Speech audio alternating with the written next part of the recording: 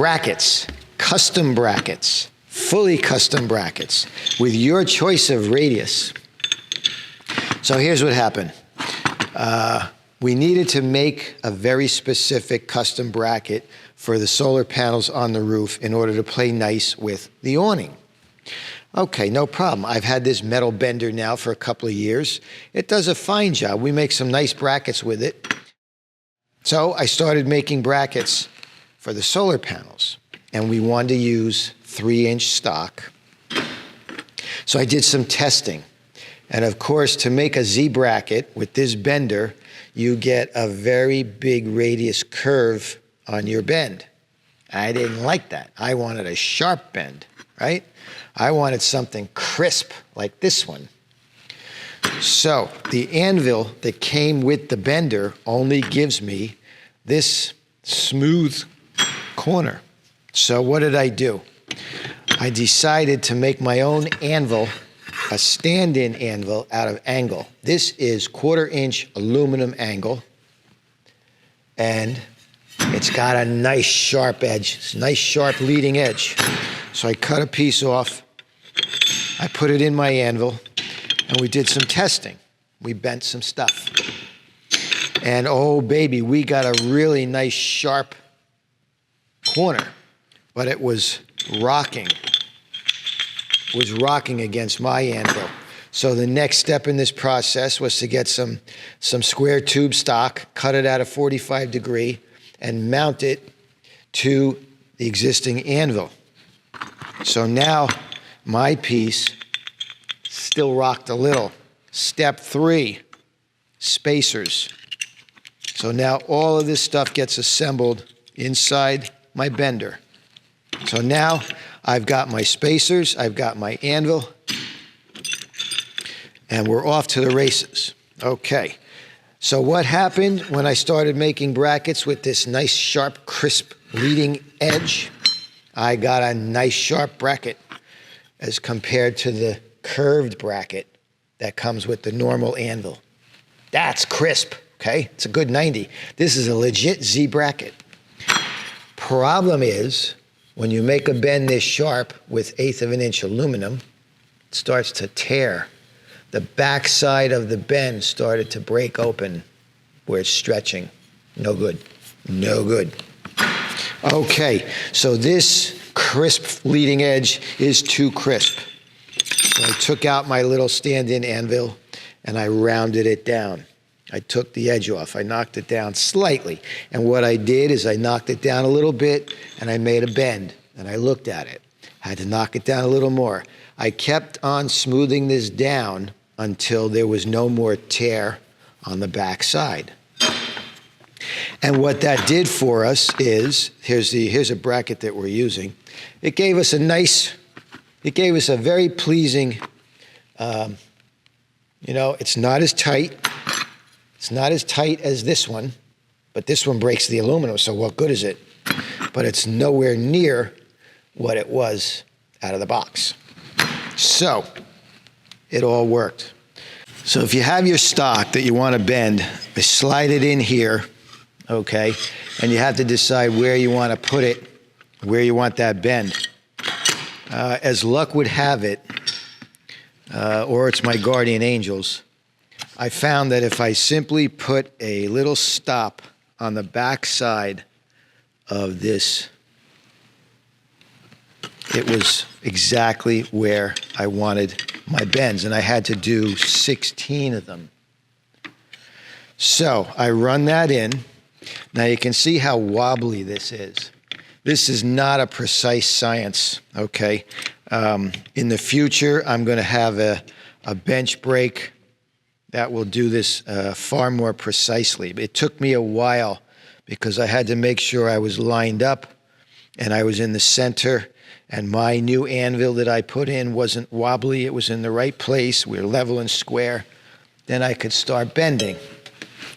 Now, once I got the tool to bite down, and I could remove that, and you can see that, yeah, you can see it starting to bend.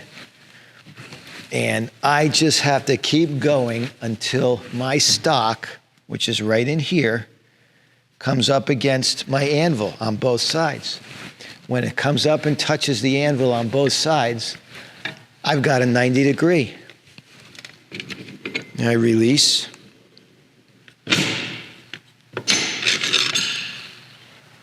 And here's my bend. So, it all worked.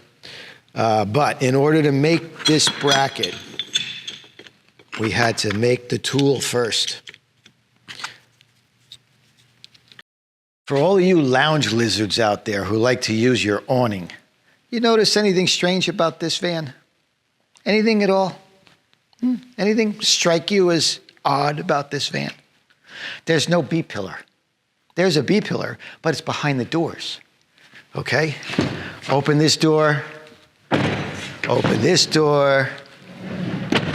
There's no place to put the little foot for your awning leg, right? Usually you have the choice of standing your awning legs out on the ground, or you can angle them and click them into the B-pillar. There's no B-pillar. It's on the inside. Wouldn't matter anyway, because you see where this awning ends or begins, depending on your perspective on life. Look, the roof rack ends here, the awning ends or begins there and goes down the van. And that's because we've got that steep cut slope down on the forward roof. So the awning doesn't even come all the way out to cover the sliding door. It's shy of that, right? There's nothing you can do about that. If we sent this awning any further out, it would look like we were jousting. You can't ride like that. You can't drive around like that, right? You'd look like you were trying to refuel a jet.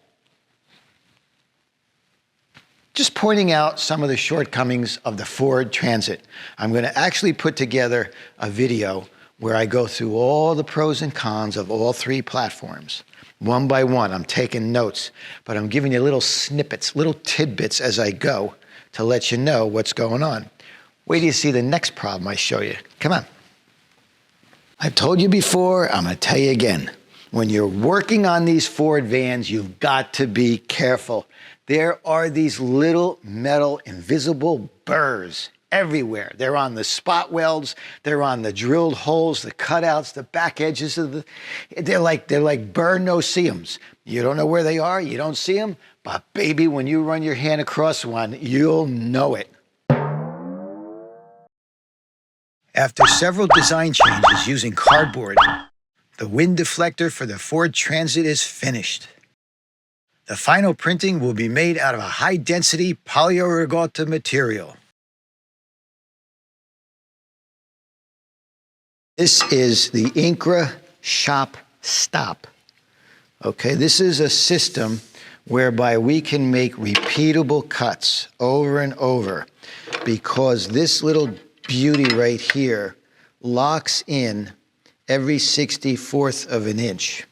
Okay, so once you have it calibrated, so in other words, I can make my cut at 7 5/8, and then I go off and do my work, and I've left it like this. Ron says, hey, I need to make another cut, and he can move this down to his spot, lock it in, make his cut.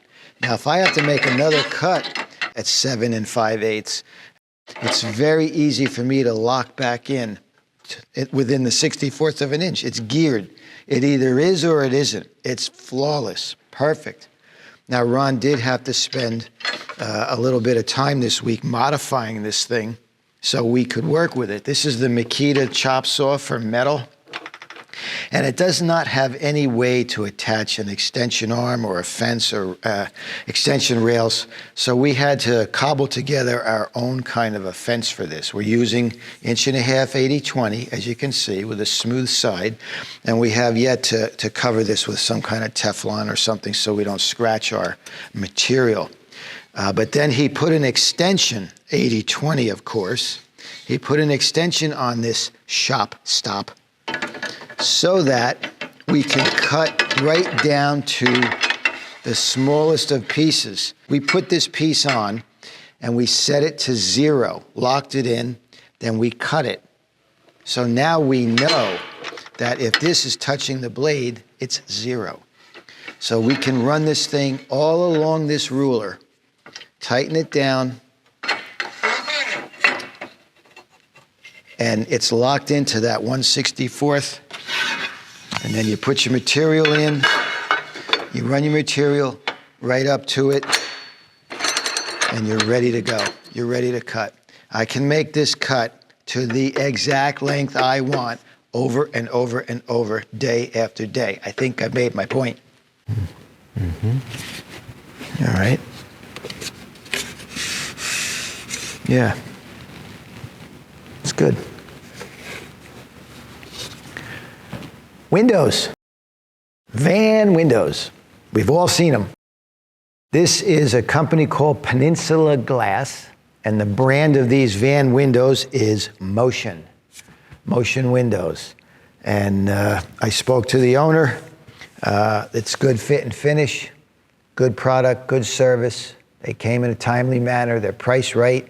The other thing I like about these is that this is the type of window install that has an internal collar or gasket. It's a metal framed collar. So you put your weather stripping and your adhesive on the outside.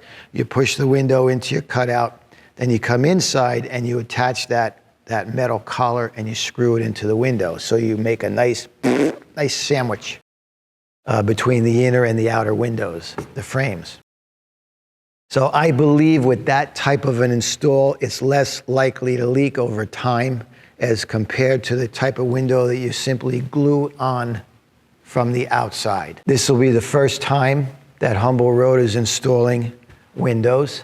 In the Vagabond van, they wanted these types of windows, and I sent that job out to a person that's been doing this kind of work for over 30 years. He certainly knows what he's doing. I'm not saying I don't know what I'm doing. I've done a lot of study and research on this, but it is our first time. I'm not a big proponent of cutting windows into a van. As you've heard me say, I much prefer getting factory glass all around, and generally factory glass is fixed. It doesn't open, so that presents one set of problems in terms of ventilation on the inside.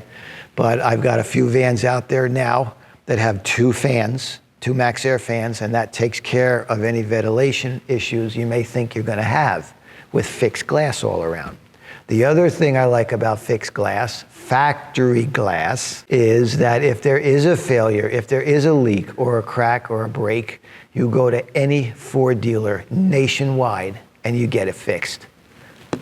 Any problems with these windows, you're going to kind of cast out your line and see what you reel in. You'd have to bring it back to me, get some warranty work done at another installer around the country. Bit more of a headache. I'm always concerned about that. You know, my whole credo is keep it simple, make the repairs easy enough that it doesn't ruin your trip. That sounds like I'm setting myself up for failure here, doesn't it? No, I'm just being honest, just laying out the details. Once they go in and everything's great, they are pretty nice windows because they all have a nice sliding opening with a screen on the back side. Like I said, these are very nice windows. Here, this goes down. Very smooth action. Very nice. You could tell that these are quality windows. So I'm excited. Like I said, it's the first time, and I'm going to take you along with me.